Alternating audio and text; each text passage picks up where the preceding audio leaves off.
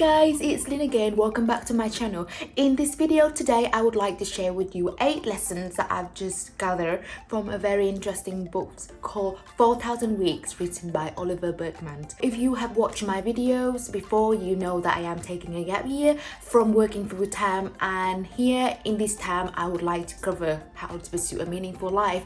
And as I've got a lot of time ahead of me, I am exposing myself to a lot of interesting books, and this is one of them.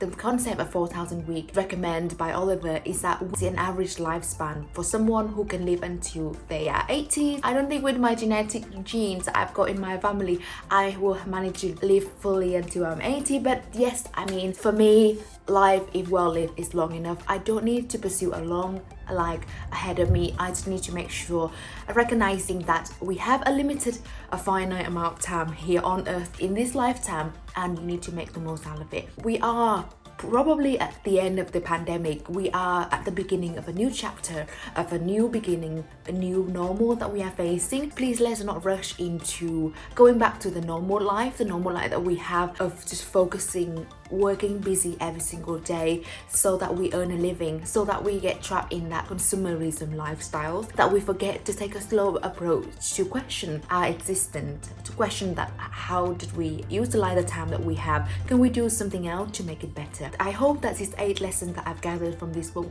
will help you come to a reflection, to revise over what you have had and what you would like to achieve in your bucket list, and what do you do to make it happen. Lesson number 1 from the book is that we are all trapped in the efficiency trap, and that efficiency trap is that the more you're trying to get better at something and get quicker at something, the more you have to do that task. If you're trying to answer all the emails or the texts from work, or to answer all the demanding of other people, the more that response will come back to you. You end up having to find the time to fill all of that, and then you end up feeling it's never enough to please everybody, to complete all the tasks that are given to you. And an interesting example that he'd written in the books is that the pilot of Warren Buffett was asking him what his analogy, what is his philosophy that Warren Buffett recommend for that pilot to live a meaningful life. And so Warren Buffett would ask him to write down a list of 25 goals in his life that a pilot would like to achieve. The pilot would just spend some time, write down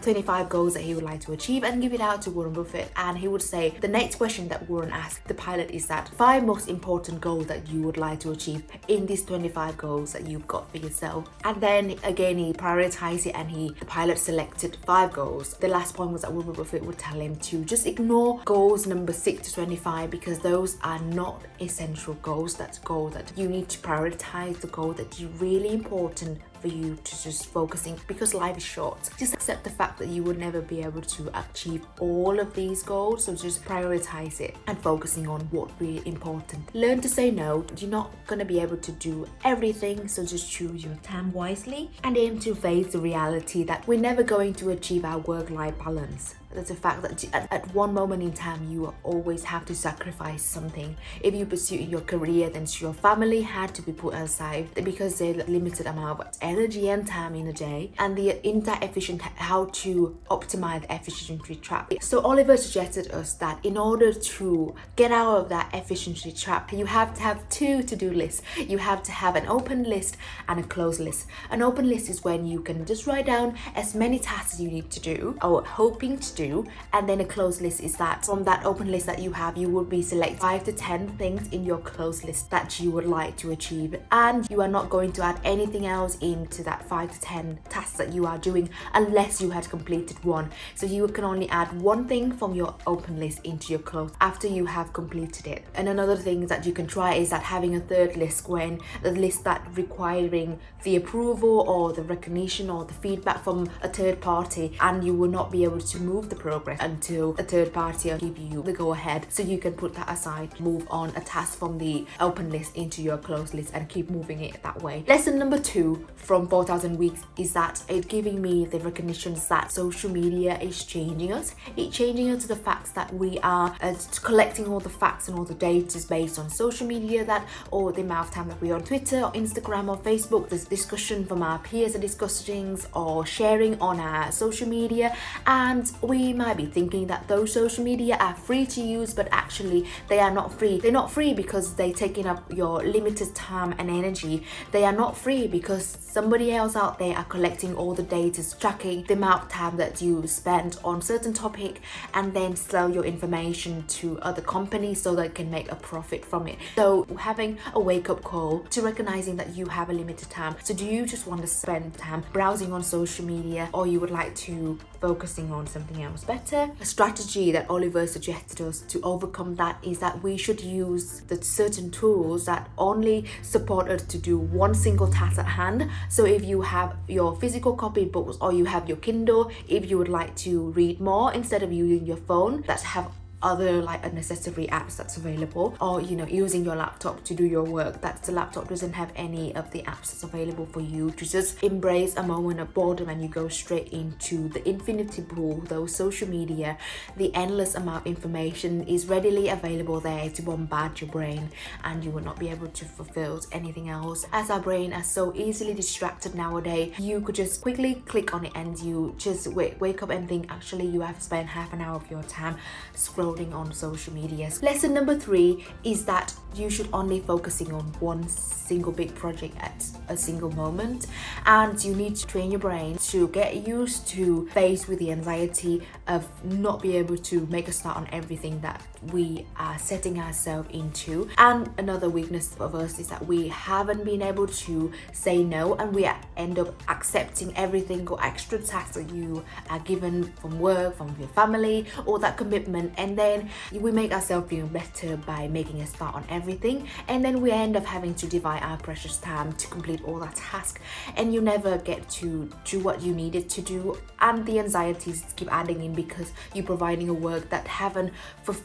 met your imaginative outcome that you set for yourself. So if you manage to change that approach by doing just one task, you allowing yourself to have more time, divide your focused concentration into just do one single task at hand, and when you get that task completed, it's automatically generated dopamine for you to fulfill and keep going on to do another next task, and then the anxiety will submissive as you see that you had managed to complete the task that really meaningful for you. And you also have to plan in advance what task you'll be willing to be failing on, because you would not be able to do everything. If you are training to run a marathon, you would have to spend a lot of your time doing your training. If you haven't got somebody else to help you tidy up your house, the cleanliness of your house is not going to be as much as when you have more time to do it. And you just have to accept that it's okay as long as you meet bare minimum standards for the cleanliness of the house. Then you just have to accept that's all you have at this moment in time, instead of trying to do everything all at once and getting burnt out and you end up not having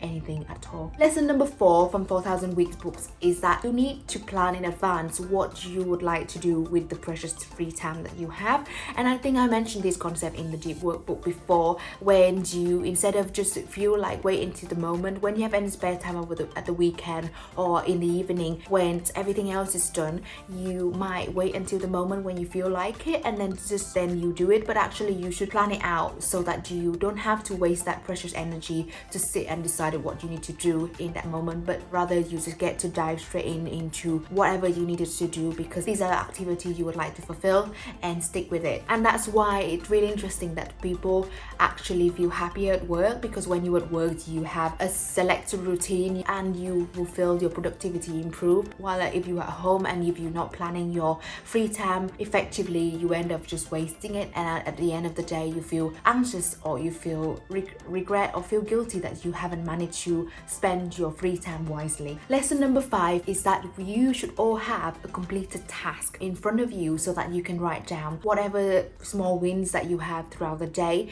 It could just be, I've brushed my teeth, I had my coffee, I've done my meditation. It could just be something as silly as that, because you don't have to show anybody all these things, as long as you do it, and as long as you giving your body, your mind the reinforcement that you are actively using your time wisely, and that's all enough. And it's keep you going, moving forward, and that you don't feel anxious that, oh my god, my open list is still have a million things in there. Lesson number 6, very interesting theories that I mentioned in this 1000-week book, is that the theories of cosmic insignificance, and that's we are living our small life. It's whatever 4000 weeks that we manage to have. If we are lucky to live up until 4000 weeks, it's so insignificant in the grand scheme of things, and that's how you spend your life and your time.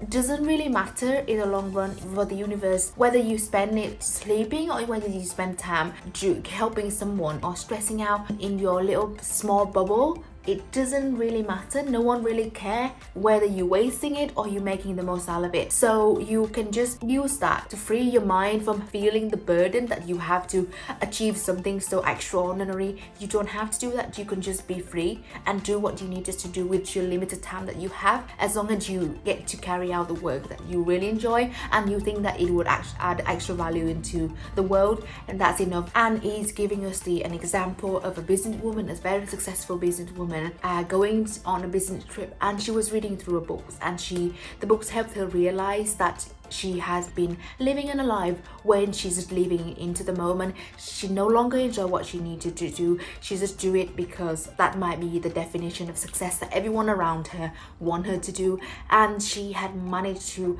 achieve that epiphany that she can be free to do what she needed to do with the limited time that she had, and to be able to set free and pursue something else bigger, juicier, and happier elsewhere out there that's already be available for her, to zoom out of her trouble. And the universe could not care less whether you achieve it or not. So just enjoy it, just live your epiphany and making it count, that your inner self had told yourself that whatever you do at this moment in time is no longer worth your limited energy. Then you need to act on it. Otherwise you will end up just doing it and hoping that someday that you will feel happier. But don't live for tomorrow, live for moment, here and now, and you need to make yourself happy right now. And lesson number 7 is that you need to enrich yourself by your daily mundane, that you think, the repetitive things that we might think that's so boring that we have to face every single day, into something by having a last time reflection. The last time reflection is that you have to treat every single moment as if it was the last time that you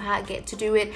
I know it might sound a bit gloomy, that's why you implement all this nonsense, but again, if you put that into perspective, that might be true. You just never know what might happen in the next half an hour or so. So instead of feeling frustrated that you have to wait for the bus or stuck in a traffic jam or having to do your laundry or the chores in the house, just live for that moment. Just enjoy that you get to do all that chores, get to sit watching the traffic, watch the day go by. If you would implement that approach, you will automatically change how you're reacting to certain things, and it probably will not make you as frustrated or become so annoyed that you would normally react into that situation. And again, you just have to enjoy daily life that you had. You don't have to go to exotic holiday or go somewhere and do completely random outrageous things to feel fulfilled. It could be your daily life, but if you had taken a slower approach into your life, you would get to slow your time, if you manage to increase the intensity